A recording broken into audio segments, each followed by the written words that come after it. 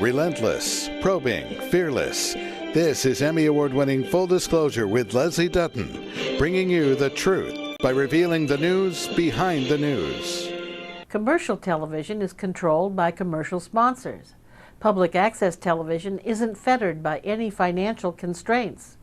If we lose public access television, we will only have commercial programming to inform the people. The threat of closing down public access stations would not only affect us, but much more worrisome to me would be the effect and impact it would have on future producers. There's big telecommunications companies that want to take over the bandwidth that public access stations are carried on, because they can take those frequencies and use them to sell high-speed internet, broadband internet, which is a very lucrative business. It's talking about something like $75 to $80 billion a year just to use frequencies for high-speed internet. Time Warner and the local governments work hand in hand too closely together, and you have to wonder, are they shutting down voices of dissent that criticize what the media companies are up to, that criticize what the local governments are up to?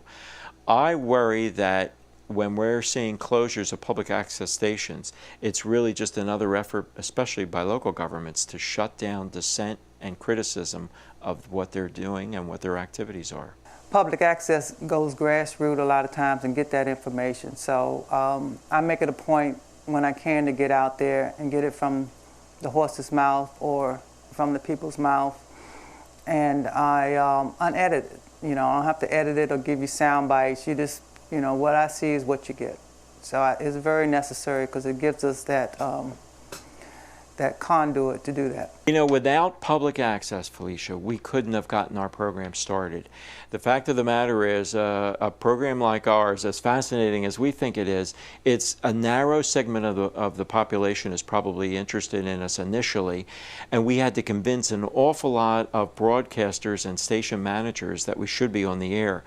Once we got started with public access here in the Washington area, we eventually blossomed out so that we're now an independent production on the air in literally 62 stations across the U.S., all kinds of commercial stations, cable television largely, and public access stations here in the Washington area.